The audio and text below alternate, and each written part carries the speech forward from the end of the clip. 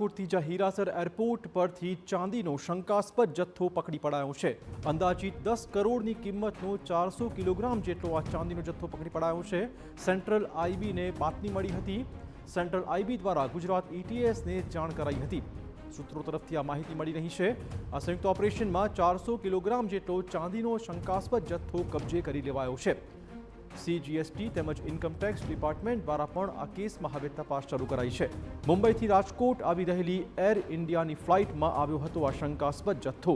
કાર્ગોમાં આવેલા સામાનની તપાસ દરમિયાન થયો છે ખુલાસો।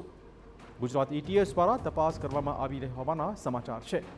ચાંદીનો શંકાસ્પદ જથ્થો વારાણસીની પેઢી દ્વારા રાજકોટની પેઢીને મોકલવામાં આવ્યો હતો। ઝડપાયેલી ચાંદીના જથ્થા મામલે પેઢીનું બિલ અને મોકલનાર કોણ તે સહિતની બાબત વિશે હાલમાં તપાસ થઈ રહી છે। 3 શંકાસ્પદ વ્યક્તિઓને એટીએસને હવાલે કરાયા છે। આ જથ્થાના બિલ મામલે સમગ્ર સેન્ટ્રલ આઈબી તેમજ ગુજરાત એટીએસ દ્વારા હજુ સુધી ઓફિશિયલ માહિતી ડિક્લેર કરાઈ નથી।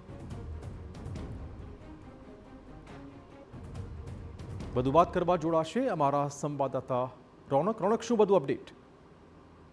જી, ઇન્ટરનેશનલ હીરાસર એરપોર્ટ છે ત્યાંથી ગઈકાલની આ ઘટના હોવાનું અત્યારે વાત છે તે સામે આવી રહી છે અને અંદાજે 10 કરોડની કિંમતનો 400 કિલો જેટલો ચાંદીનો શંકાસ્પદ જથ્થો છે તે ઝડપવામાં આવ્યો છે અને આ સમગ્ર બાબત અંગે સેન્ટ્રલ આઈબીને ગુપ્ત રાહે બાતમી મળી હતી અને સેન્ટ્રલ આઈબી દ્વારા સમગ્ર બાબતે ગુજરાત એટીએસને જાણ કરી હોવાની વાત છે તે અત્યારે સૂત્રો તરફથી સામે આવી રહી છે અને આ સંયુક્ત ઓપરેશન જે કરવામાં આવ્યું હતું તેમાં 400 કિલો જેટલો ચાંદીનો શંકાસ્પદ જથ્થો છે તે કબજે કરાયો છે અને અત્યારે સમગ્ર મામલે સેન્ટ્રલ જીએસટી અને ઇન્કમ ટેક્સ દ્વારા પણ તપાસ આ અંગે શરૂ કરવામાં આવનારા દિવસોમાં આવી શકે છે। ચાંદીનો જે શંકાસ્પદ જથ્થો છે તે મુંબઈથી રાજકોટ આવી રહેલી એર ઇન્ડિયાની ફ્લાઇટમાં છે તે આવ્યો હતો અને આ આખો જથ્થો છે તે વારાણસીથી વાયા મુંબઈ રાજકોટ આવ્યો હોવાનું છે તે સામે આવ્યું છે।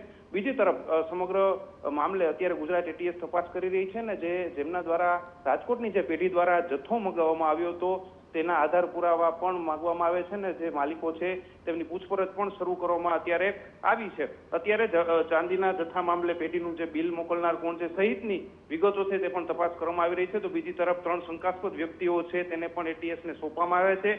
એટીએસે આ 3 વ્યક્તિઓ છે તેની પૂછપરછ છે તે શરૂ કરી છે। એક તરફ જે ક્રાઇસિસ ચાલી રહ્યા છે ઈરાન ઇઝરાયલ યુદ્ધના કારણે તેને લઈને ચાંદી અને સોનાનો એટલું ચર્ચામાં છે એટલું સરકાર છે તે ચાંદીના જે ઇમ્પોર્ટ ઉપર પણ જે છે તે પ્રતિબંધ મૂક્યો છે અને બીજી તરફ એટલું 400 કિલો જેટલું ચાંદી મળી આવે તે ખૂબ મોટી અને ગંભીર બાબત કહી શકાય। તેને લઈને તમામ એજન્સીઓ છે તે અત્યારે તપાસ હાલ કરી રહી છે। ધન્યવાદ રોનક તમામ જાણકારી બદલ। તો હાલમાં 400 કિલોગ્રામ જેટલો શંકાસ્પદ ચાંદીનો જથ્થો પકડી પડાયો છે।